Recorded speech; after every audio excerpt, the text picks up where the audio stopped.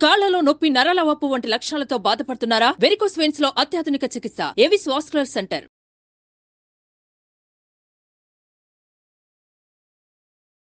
Welcome to channel. ఈరోజు మనతో పాటు రమ్మగారు ఉన్నారు. నమస్తే రమ్మగారు. నమస్తే జయ. రమ్మగారు, జీవితంలో ముందుకు వెళ్ళాలి, ముందుకు సాగుతూ ఉండాలి. ఆ తూకి ఎంత దీర్ఘం పెట్టాలి? ఎక్కడో ఒక చోట తూ అనేది ఆగుతుంది కదా, ఆపకుండా వెళ్ళటం కరెక్టా, లేకుంటే ఒక చోట మనం పులి స్టాప్ పెట్టాల్సిందేనంటారా? జీవితంలో ముందుకెళ్ళటం అంటే ఊరికే ముందుకెళ్ళిపోవడం కాదు, అసలు జీవితం అంటే ఏమిటో తెలుసుకోవాలి ముందు మనం. ఖచ్చితంగా కదా. జీవితం అంటే ఏమిటి, దీనికి ఎక్కడ మొదలు ఎక్కడ ఎండ్ అనేది తెలుసుకోవాలి. జీవితంలో ముందుకు పోవటం అనేది మనం మెటీరియలిస్టిక్ థింగ్స్లో తీసుకోకూడదు జయ. ఒక పారమార్థికమైన అర్థం ఉంది అందులో. రామకృష్ణ పరమహంస చెప్పిన కథ ఒకటి చెప్తాం చూడు. ఇదే పాయింట్, ఇంకా వేరే దీని మీద డిస్కషన్ లేదు. కథ వింటే మనకు అర్థమైపోవాలన్నమాట. పూర్వం అట కట్టెలు కొట్టుకునేవాడు ఉండేవాడు. కట్టెలు కొట్టుకుని ఏం చేస్తారు, అడవికి వెళ్ళి అక్కడ ఏం డబ్బులు ఇవ్వక్కర్లా, శక్తి అనుసారం మనకు ఎంత ఓపిక ఉంటే అన్ని కట్టెలు కొట్టుకోవటం, ఎంత మొయ్యగలమో అన్ని కట్టెలు కొట్టుకుని ఊళ్ళోకి తెచ్చి అమ్మడైనన్ని అమ్మడవటం. ఓ 2 పేళ్ళు ఉంచుకుంటే తమ ఇంట్లో పొయ్యిలోకి, అప్పుడు గ్యాసులు లేవు కదా, 2 పొయ్యిలు చితుకులతో పాటు 2 కట్టెపేడు పెట్టుకుని అన్నం వండుకోవచ్చు. ఈ అమ్మిన కట్టెలతోటి ఈ బియ్యము పప్పు ఏదో కొనుక్కునేవాళ్ళు. అప్పట్లో అసలు జీవితాలు సింపుల్గా ఉండేవి. కట్టెలు కొట్టుకునే వాళ్ళు కూడా బతికేసిన రోజులు అవి. ఇప్పుడు ఖర్చులు ఎక్కువైపోయినాయి కదా, ఈ కట్టెలు కొట్టుకుంటూ ఉండేవాడు. అయితే రోజు ఒక అడవికి వెళ్ళేవాడు. ఓ రోజు ఒక సాధువు ఎదురొచ్చాడట అతనికి. ముందుకు పోనాయనా అని చెప్పాడు. విన్నాడు, ఓ దండం పెట్టాడు. ఆ వాళ్ళ తన అలవాటు ప్రకారం కట్టెలు కొట్టుకున్నాడు, ఇంటికి వచ్చేసాడు. అయితే ఇంటికి వచ్చా కూడా ఇతనికి ఆ సాధువు చెప్పిన మాట గుర్తొస్తుంది. ముందుకు సాగమన్నాడు ఆయన, ముందుకు వెళ్ళు అని చెప్పాడు. ఎందుకు ముందుకు వెళ్ళమన్నాడు? పర్నాడు ఏం చేశాట, ఈ కట్టెలు ఎక్కడ కొడుతున్నాడో అక్కడి నుంచి బాగా ముందుకెళ్ళాట. గంధపు చెట్లు ఉన్నాయట అక్కడ. హాహాహా, సాధువు ఎంత గొప్పగా చెప్పాడు అని చెప్పేసి గంధపు చెక్కలు దొరికినన్ని గంధపు కట్టెలు కొట్టుకొచ్చి చక్కగా మంచి రేటుకి అమ్ముకున్నాడు. బాగా డబ్బులు వచ్చింది. ఆ సాధువు ముందుకెళ్ళమన్న మాటే అతన్ని వెంటాడుతూ ఉండేది. గంధపు చెక్కలతో ఆగల. గంధపు చెక్కలు కొట్టి ఇవాళ కొడితే 15 రోజులకు సరిపోతుంది ఆ తిండి. మామూలు చెక్కలు అయితే ఒక రోజుకే వస్తుంది అన్నం.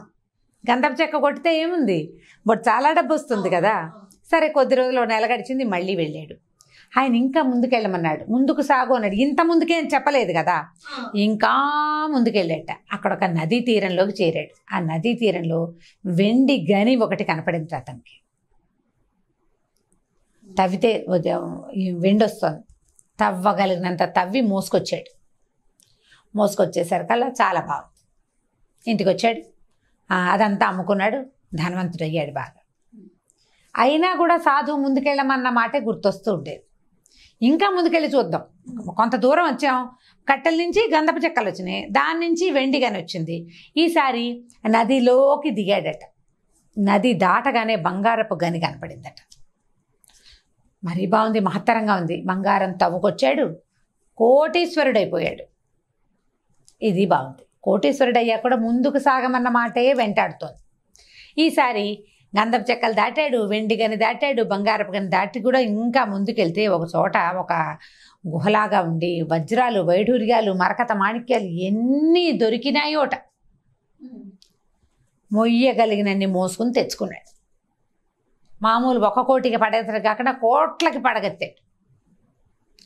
బాగా ఇంకా పైకి వెళ్ళిపోయాడు.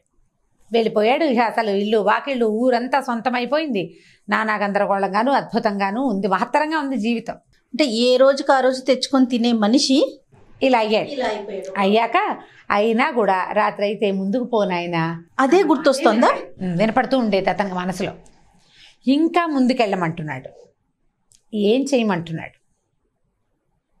సరే, మళ్ళీ బయలుదేరాడు. గంధపు చెక్కలు వదిలేశాడు, వెండి గని వదిలేశాడు, బంగారపు గని వదిలేశాడు, వజ్రాలు, రత్నాలు, మాణిక్యాలు అవి కూడా వదిలేశాడు. వదిలేశాక బాగా ముందుకెళ్తే ఒక పురాతన శివాలయం కనపడింది. ఇంకేమీ లేదు. శివాలయంలోకి వెళ్ళి లోపలికి వచ్చినాడు. ఇక అట్లా తపస్సమాధిలో మునిగిపోయాడు. చివరికి చేరవలసింది ఏమిటి, భగవంతుని దగ్గరికి. అక్కడికి వెళ్ళిపోవాలి. నేనేమిటి, నాకేం కావాలి, ఇదంతా సంపాదించి ఇంకా ఏదో కావాలి నేను ఇక్కడే కొట్టుకుంటుంటే ఇట్లా ముందుకెళ్ళొద్దు. ఇప్పుడు 100 మార్కులు రావాలి, 100కి 100 తెచ్చావు. ఆ పైన దానిపైన నువ్వు ఎంత సంపాదించినా అవే డబ్బులు, అవే నగలు, అవే ఫ్యాషన్లు, అంతే. దీనికి మితి లేదు. దీని తర్వాత ఏమిటి స్టెప్? నిన్ను నువ్వు తెలుసుకోవటం. ఈ నిన్ను నువ్వు తెలుసుకోవటం ఎప్పుడు కుదురుతుంది? అసలు నువ్వు ఎక్కడి నుంచి వచ్చావు, రేపొద్దున నువ్వు ఎక్కడికి పోతావు, మొదలు చివర అనేది. ఇవాళ నువ్వు పుట్టినప్పుడు ఎలా వస్తాం? విగత వస్త్రాలు, ఒంటి మీద నూలు పోగు లేకుండా పుడతాం. పోయేటప్పుడు అంతే. నువ్వు నీకు ఆనాడు వస్త్రం ఎలా అక్కర్లేదో పోయేటప్పుడు కూడా నీకు ఏ వస్త్రమో అక్కర్లేదు, ఏది అక్కర్లా. భారతీయ తత్వచింతన ఉంది ఈ కథలో. ముందుకు వెళ్ళటము అంటే ముందుకెళ్ళు, నీతో పాటు 10 మందిని తీసుకెళ్ళు. ఈ 10 మంది ఒక సక్సెస్ వరకు నీతో వస్తారు. తర్వాత నిన్ను నువ్వు వెతికే ప్రయత్నం చెయ్యి. నేను ఎక్కడి నుంచి వచ్చాను, రేపు నేను ఎక్కడ, ఇంత సంపాదించావు, కోటీశ్వరుడు అయిపోయావు. ఈ కోట్లలో 1 కోటి నువ్వు పట్టుకెళ్తావా? 1 పోని వద్దు, ఓ రత్నం పట్టుకెళ్ళు, 1 రూపాయి పట్టుకెళ్ళు.